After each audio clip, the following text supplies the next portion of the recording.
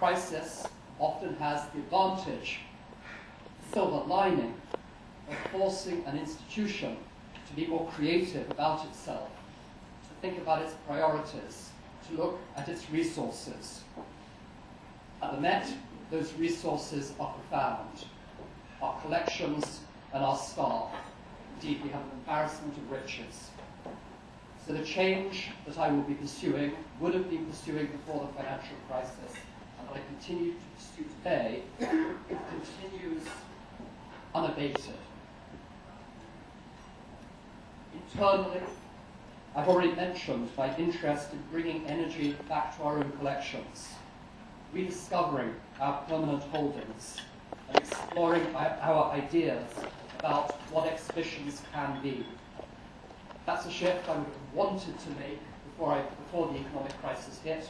That's one I'll continue to pursue. Another thing I've done over the last year is to begin an overview of the way we deliver information around the museum. I've set up a task force looking at everything involved in the visitor experience, literally from what you see in signage on Fifth Avenue to the bits of paper you pick up when you come into the museum and start walking around it. We need to think through, we need to make it with a larger and larger international audience. We need to ensure that this big, complex building, 4 city blocks, 5,000 years of world history, is as clear as possible. In the galleries, we need to maintain the most direct experience with the work of art, while at the same time accommodating the fact that people want information. And of course, we're at an exciting point, because with modern technology, we can deliver different kinds of information, different levels of information, different languages, discreetly through new media platforms. So there'll be a lot of work and investment in that in the coming years. We're also redesigning our website, very aware that something like 40% of our visitors go to our website before they even come to the museum, and will no doubt go back to it when they leave. So we want to make sure that that's an integrated part of the experience, one from which they can continue to learn and continue to be stimulated. But of course, the Met is not just about teaching through media.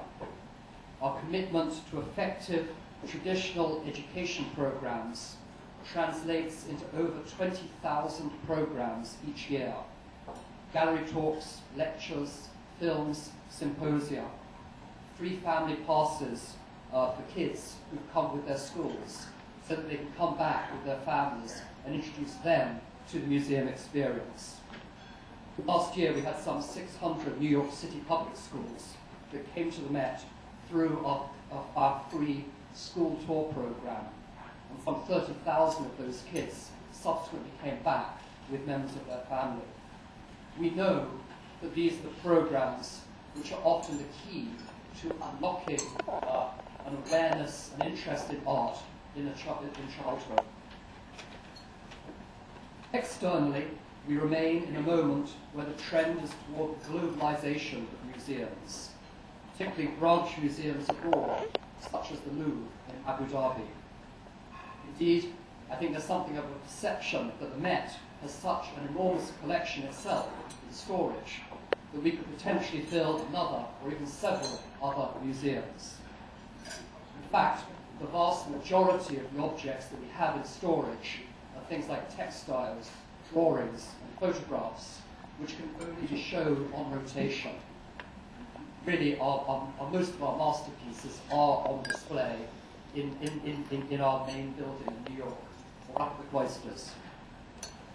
We remain open-minded about possible collaborations, but I do think that by focusing on our core priority, the museum here in New York, a global reach is achieved, beginning with the worldwide scope of our collections, continuing through our website, touring exhibitions, and concluding with the international audience that makes up over 31% of our visitors. This outreach is only enhanced by the ongoing scholarly engagement of our curators and conservators with other institutions and archaeological digs around the world. Let me end by saying that at a moment when the museum faces budget gaps in the coming years of $10 to $20 million, I like to think that our communal responsibility to the Met is acutely apparent. The museum will increase revenues and cut costs, but we cannot do it alone. I've already made a, I think, nice discreet pitch about funding for our exhibition programme, so I'll also ask that you consider other avenues of support. Join the museum's corporate patron programme, entertain at the Met, or personally, individually, go shopping in the museum stores, book a table at one of the museum restaurants, come have a drink on Friday or Saturday evening in the bars over the Great Hall where we have music, attend a lecture or a concert, or, quite frankly, just pay the full suggested admission price. It all makes a difference, and it's fundamentally why the Met was established. A museum created not by a government, not by fiat, but by citizens for citizens. It was a wildly ambitious project 140 years ago, but as the years have gone by, it has been a resounding, resounding success.